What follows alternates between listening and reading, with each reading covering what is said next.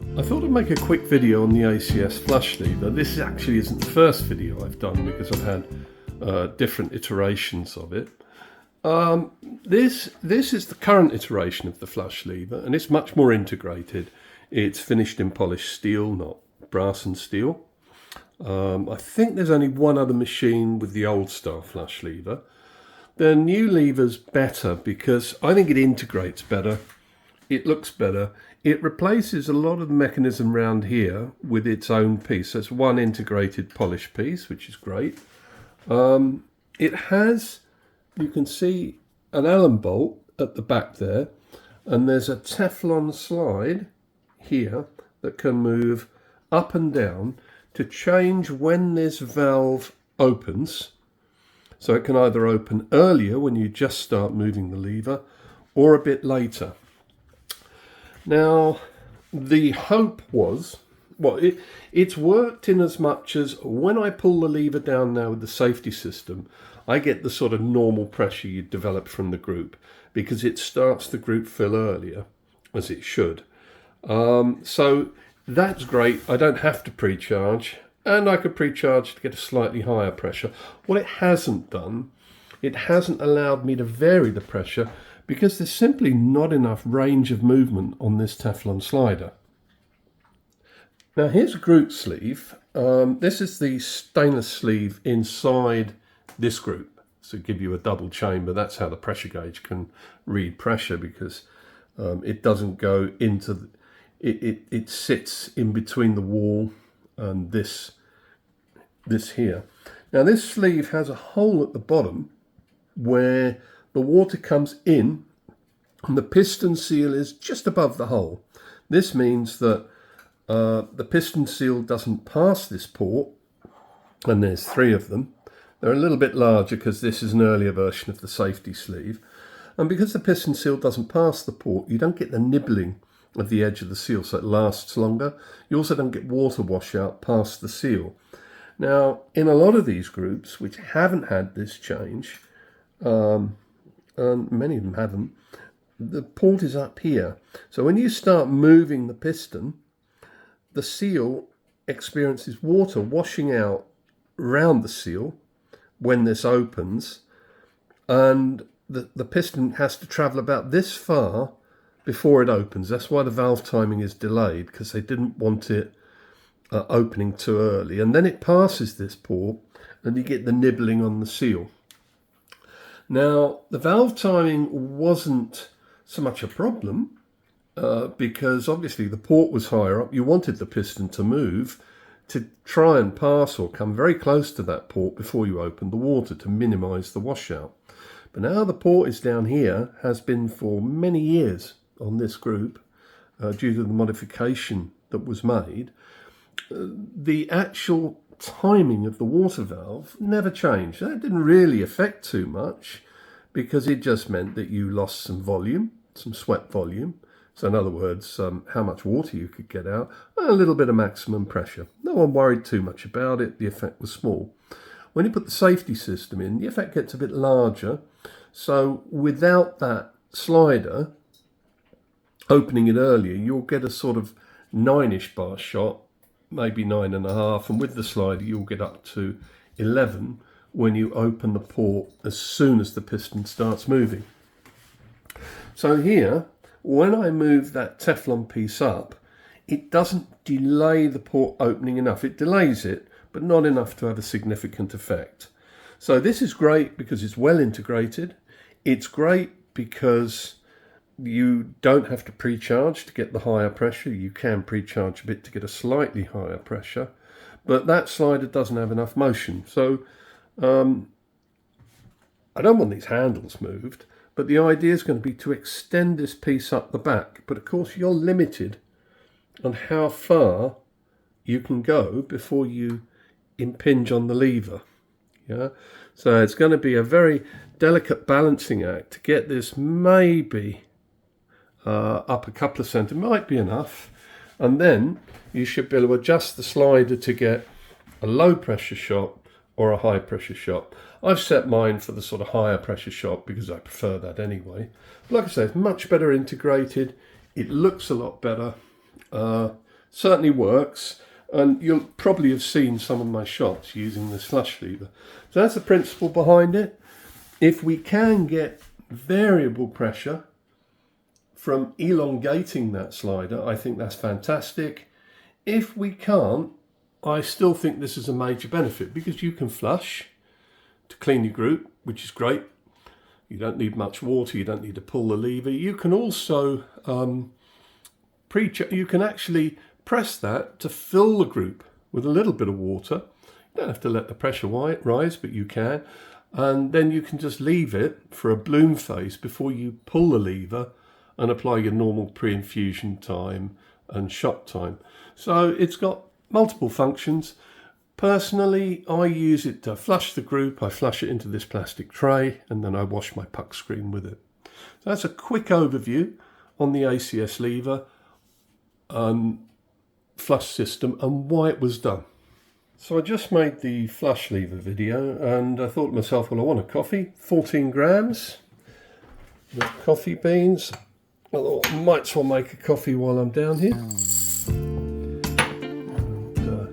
do that.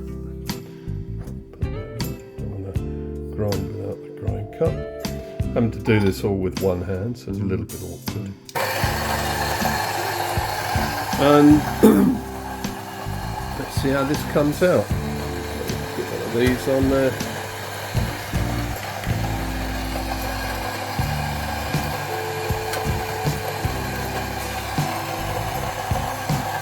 I need to find myself, that'll do. Scoop this up. Get the rest of the coffee out, which I find a very convenient way. This particular grinder. There we go. It's near enough. Turn it off. I don't tend to use that. Sorry about fingers in the way. It's one hand, just me as usual. Right, so let's try and get that. Now I'll just show you how I do everything. I've got to fill this portafilter up. It's going to be tricky with one hand. I just paused it for a moment. I honestly didn't swap to a new video where I get a perfect shot. Let's get the puck screen on it. Pop it in. And it will be whatever it will be as a shot. Now, I don't know if you can see the group in the shot mirror. Yes, I think you can. Yeah. So what I'm going to do, pull the lever down, and as you see, the pump starts straight away. I move the lever, which is what I want. I get my pre-infusion, again, what I want, and I'll give it about 8 seconds. Let the lever up goes the pressure, which goes nice and high, which is what I want, and there's the shot coming out.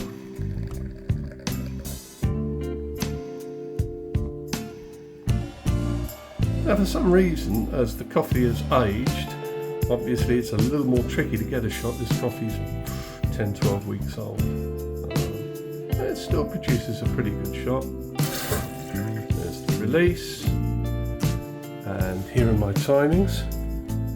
Shot time, almost 26 seconds, 9.5 on pre-infusion. Might attempt not quite evenly, because normally I'll get 28. The shots come out looking nice because it's well rested. Nice thick crema, not too fluffy. Let's try it.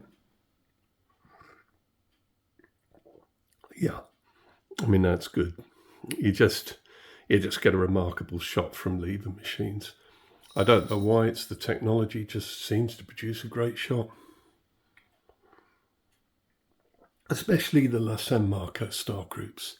I just prefer the 53mm. I forgot to show this part of the video because my cat was distracting me.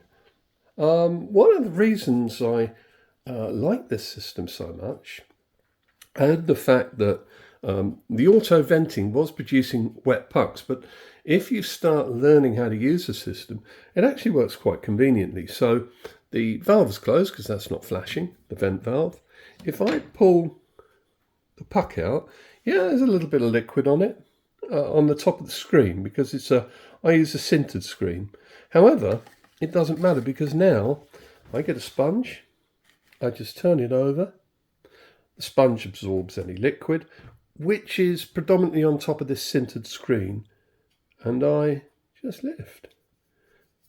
And it comes out clean, almost clean as a whistle.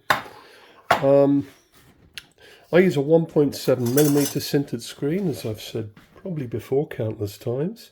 I use my tea bag squishers to just turn the puck over, and then I can pick the screen off. I can either use a dental pick to flip it off, or my fingers if I don't mind getting them a little bit of coffee grounds. I pop the screen in here, and then I use the flush lever, and normally I would hold it up because obviously I get water squirting everywhere, but I'll just flush it here. I get a bit of water on my drip tray, which I don't like. I clean my screen, then this whole lot goes to the sink, which will go over there. And then what I would normally do, I would normally be holding this portafilter. I'm just going to use it with the screen. Put the water in, that's to rinse it. Then I would normally hold the portafilter onto the screen and drain the rest of the water out, but I'll just pick it out. I drop it back in because I want to keep it warm for next time. And then awkward with one hand, just lock it in the groove. And now I'll pop this underneath. So when I go back to the machine next time, that'll be nice and warm. The screen will be hot. Like I say, it's 1.7mm thick, and this sintered many layers, which actually gives some resistance, which is good. So if I was producing a shot straight away, as I said before, I'd simply use a brush to just dry brush the portafilter. It would be immediately dry, then just reuse the screen immediately. But as I'm not producing another shot for probably half an hour, 40 minutes, I'll just leave it.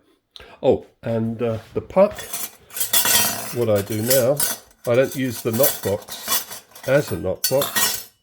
I just take the puck, and it's like a solid cut. Well, as you can see, I dropped it, but it's like quite a dry, solid cake. So the water you saw was only on top of the screen, and it's there because the screen just doesn't allow the water to fall through.